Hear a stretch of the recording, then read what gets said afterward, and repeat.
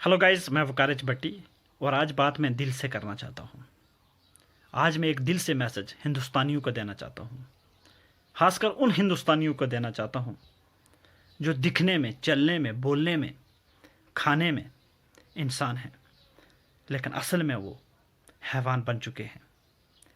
जी हाँ, मैं उन लोगों की बात कर रहा हूँ जो आपको न्यूज़ चैनल पे भी दिखेंगे, जो आपको रोड पे भी दिखेंगे, जो आपको ट्विटर हैशटैग चलाते हुए भी दिखेंगे।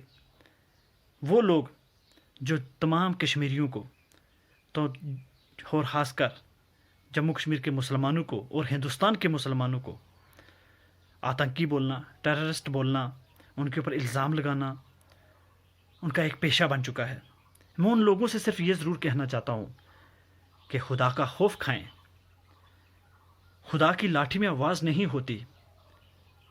आप देख सकते हैं कि जब 30 साल से ये जम्मू कश्मीर और ये जम्मू कश्मीर की आवाम घरों में बंद रहती थी और आप जश्न मनाते थे, आप अपने घरों में खुशियां मनाते थे और आप टीवी चैनल पे आके कश्मीरी मुसलमानों को या हिंदुस्तानी मुसलमानों को टेररिस्ट कहते थे, आतंकी कहते थे।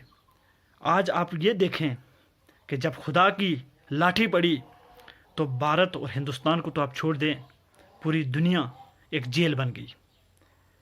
आपने मुसलमानों के लिए जेल बनाई, पूरी दुनिया ने मुसलमानों के लिए जेल बनाई, तोहमतें लगाई और मुसलमानों को जेलों में डाल दिया। कोई मुसलमान हक की बात करता है तो जेल में चला जाता है। वो मुंह से अभी आवाज़ नहीं निकालता तो उससे पहले उसके लिए ऐसे ऐसे चार्ज लग जाते हैं उसके ऊपर कि जिसकी वजह से उसकी ज़िंदगियां, उसका परिवार बर्बाद हो जाता है। उसकी एक मिसाल मैं खुद हूँ। 2 बार मैं जेल में गया हूँ। मेरा कसूर क्या है? सिर्फ इस मुंह से आवाज़ निकाली, हक की आवाज़ निकाली। सिर्फ ये पूछा है सरकार से मैंने कि मेरे जम्मू कश्मीर के अवाम का कसूर क्या है, मेरे जम्मू कश्मीर के बहन भाई बुजुर्गों का कसूर क्या है। आखिर क्यों हम पे ज़्यादती होती है, क्यों हम पे जुल्म होते हैं, क्यों हमारे लिए कानून बनाए जाते हैं और हमसे पूछा नहीं जाता। लेकिन उसके बदले में हमें मिलता क्या है? कहने के लिए दुनिया भर में हिंदुस्तान की सरकारें कहती हैं कि हिंदुस्तान दुनिया का सबसे खूबसूरत देश है, जिसमें जमहूरियत है, जिसमें लोकतंत्र है। आखिर कहाँ लोकतंत्र है, कहाँ जमहूरियत है?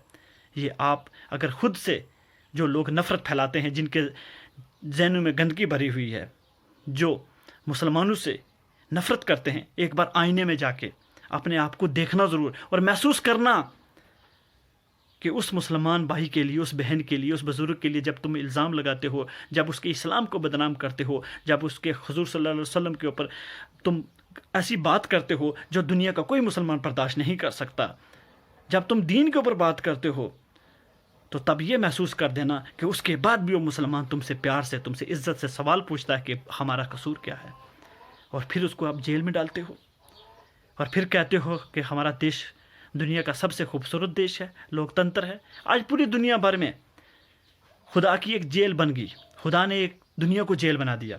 आखिर इसके पीछे अगर आप असल में ढूंढें, इसका मकसद ढूंढें, आखिर ये क्यों हुआ, आखिर ये कुदरत आपसे नाराज़ क्यों है? तो कुदरत इन्हीं चीज़ों से नाराज़ है। जब इंसान, बेगुनाह लोग जेलों में जाते हैं, जब उनके साथ अत्याचार और जुल्म होता है, वो कोई भी मुल्क करे, कोई भी स्टेट करे, कोई भी ताकत करे, तो जब खुदा नाराज़ होता है तो खुदा ऐसी बीमारियाँ लाता है, खुदा भूकंप लाता है, खुदा तूफ़ान लाता है।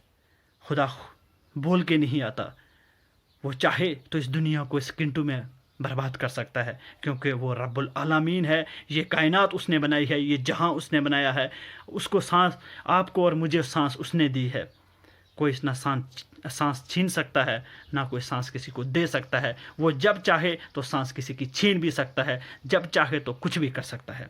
इसलिए आज भी मैं ये सिर्फ उन तमाम लोगों को कहना चाहता हूँ जो मुसलमानों को बर्बाद करना और मुसलमानों को बदनाम करने की कोशिश करते हैं और मुसलमानों को टेररिस्ट और टेररिज्म के साथ जोड़ के देखते हैं। तो मैं उनसे कहता हूँ, पहले आईना खुद की तरफ देखना। अगर आईने में तुम्हें अपनी चेहरा खूबसूरत दिखता है, शक्ल अपनी खूबसूरत दिखती है और खुद में कोई ऐब नहीं दिखता, तो तुम चाहे जो कुछ हमें कहते हैं। Thank you.